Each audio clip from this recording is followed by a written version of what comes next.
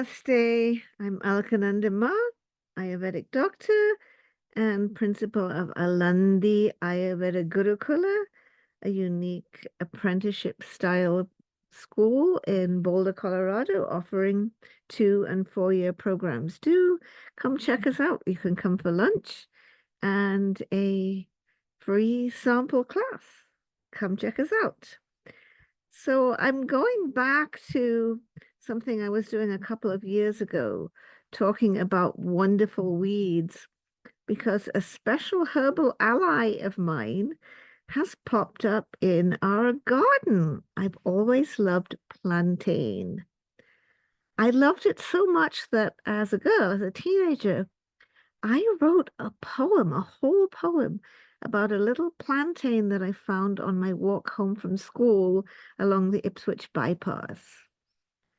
I remember in the poem explaining how this humble plant was making the bypass fair.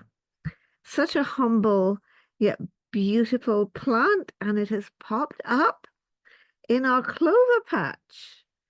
This is a ribwort plantain. They're particularly beautiful out of the plantain plants, the ribwort plantain or buckhorn.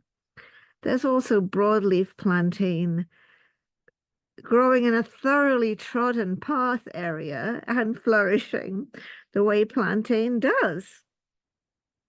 The bees agree with me about how fantastic the plantain in the clover patch is. They are all over it and they're filling up their pollen sacs with beautiful white plantain pollen. This is a common lawn weed. It's a Eurasian plant. It's not a Colorado native, but it isn't really particularly invasive either. And I love it so much. As a girl, like I said, what really fascinated was just the beauty of the plant and its humble and unassuming way of being in the world. I now know that it's an edible. It's also a very important medicinal, and it was used by both my Anglo-Saxon and my Ashkenazi Jewish ancestors. Well, I grew up, the one herb that we always used in childhood was dock. We, as soon as we got stung by nettles, we went for the dock, which always grows in the same neglected and trodden areas that the nettles grow, and we rubbed a dock leaf on our nettle stings. But you can use a plantain leaf on your nettle sting too. You can use it for all kinds of wounds, bites, and stings. So, friends, I have a new favorite book, Ashkenazi Herbalism, and it's by Dayatra Cohen and Adam Siegel.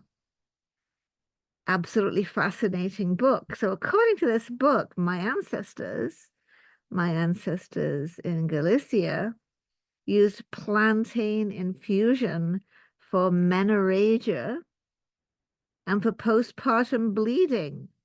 They even used it for tuberculosis. I went and checked that out. We find that in Persian medicine as well. And yes, plantain is really good for the lungs.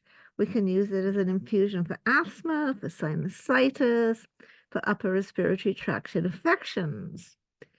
What makes plantain so wonderful? It does have quite a few important phytochemicals, including allantoin, and that plays a part in its skin soothing properties. Then we've got an iridoid glycoside, acubin, and that's a very important bitter substance. It's antioxidant, anti-aging, anti-inflammatory, antimicrobial, antifibrotic, anti-cancer. It protects the liver, it protects the nerves, it protects the bones. So this aucubin accounts for some of the surprisingly powerful effects that we see with this humble herb. But there's another iridoid glycoside too in plantain, and that's a spiruloside, which is anti-inflammatory and, get this, anti-obesity. Added to the mix, we have our friends, the antioxidant flavonoids, and some other really great components. How did our ancestors do this? They couldn't analyze and see, oh, they didn't know what iridoid glycosides were. They were just humble people, humble village people. And yet they discovered the benefits of this lowly plant, and its uses have been known for millennia. So that is Wonderful Weeds Plantain.